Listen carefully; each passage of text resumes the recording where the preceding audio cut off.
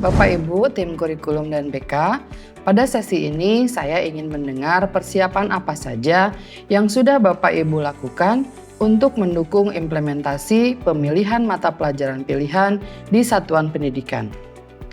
Kalau dilihat berdasarkan hasil refleksi, saat ini satuan pendidikan kita berada di tahap mahir. Adakah di antara Bapak Ibu yang ingin berbagi terlebih dahulu? Saya boleh, Bu. Saat ini satuan pendidikan kita telah merancang mata pelajaran pilihan berdasarkan data yang dimiliki dari tim BK. Pak Prasetyo, apakah bisa membantu menceritakan mengenai program BK yang dijadikan acuan untuk merancang mata pelajaran pilihan, Pak? Begini Bu Dian, sebelumnya dari tim BK pernah membagikan survei cetak terkait dengan aspirasi profesi dan studi di perguruan tinggi. Lalu, kami juga sempat melakukan wawancara dengan beberapa peserta didik dan juga observasi di kelas untuk melihat kesesuaian minat peserta didik. Setelah berdiskusi dengan tim kurikulum, kami sepakat menggunakan data ini untuk merancang mata pelajaran pilihan. Wah, bagus sekali Bapak Ibu. Berarti mata pelajaran pilihan yang kita rancang sudah merepresentasikan kebutuhan peserta didik ya? Betul, Bu. Kita mulai mengorganisasikan setiap mata pelajaran pilihan sesuai dengan minat, bakat, dan kemampuan. Sebagai contoh, saat ini peserta didik banyak yang memiliki ketertarikan pada bidang kedokteran dan psikologi.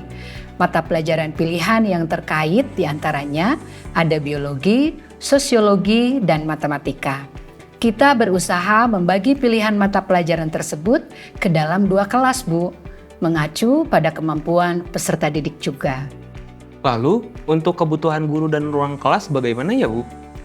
Izin menjawab Pak, saat ini kita sedang mencoba menghubungi beberapa satuan pendidikan yang ada di sekitar untuk berkolaborasi Pak, terutama untuk guru dan juga ruangan karena memang kita ada keterbatasan dalam 2 hal. Contohnya untuk mata pelajaran pilihan apa Bu? Untuk bahasa Prancis dan Jerman Pak, kalau dilihat dari hasil survei, terdapat beberapa peserta didik yang tertarik pada 2 bidang studi tersebut. Namun, di satuan pendidikan kita belum terdapat tenaga pendidiknya.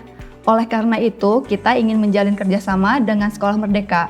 Sehingga di jam mata pelajaran Prancis dan Jerman, murid kita bisa ikut mata pelajaran tersebut di Sekolah Merdeka. Dari Sekolah Merdeka juga kalau tidak salah, beberapa peserta didiknya ada yang belajar dengan guru kita ya? Betul, Bu. Untuk mata pelajaran pilihan seni budaya dan ekonomi. Jadi, memang ini bentuknya kolaborasi untuk saling berbagi dan memenuhi kebutuhan satu sama lain.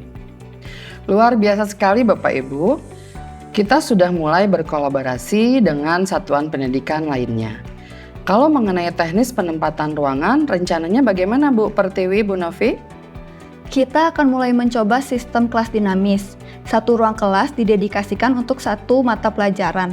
Jadi dalam hal ini, peserta didik yang pindah dari satu ruang ke ruangan lain sesuai dengan jam mata pelajarannya, Bu.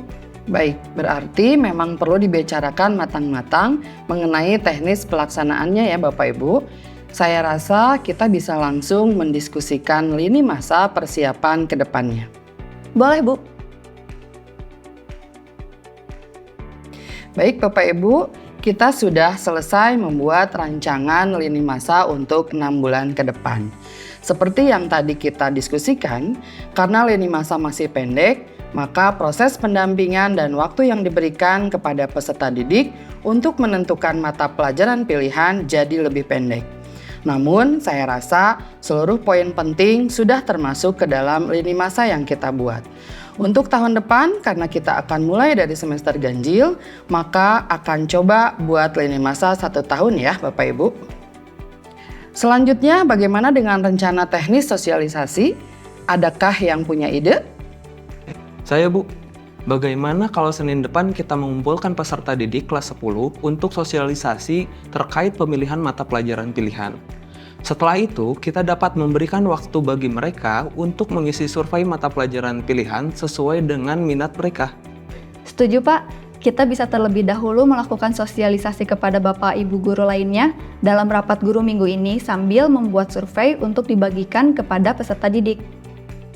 Rencana yang bagus Bapak Ibu. Bu, izin bertanya kepada Pak Prasetyo, dalam proses pemilihan mata pelajaran pilihan, saya rasa peserta didik masih membutuhkan pendampingan dari tim BK. Kira-kira rencana programnya seperti apa ya Pak? Kalau dari BK, kami berencana untuk menyediakan pelayanan konseling kelompok secara terjadwal, Bu.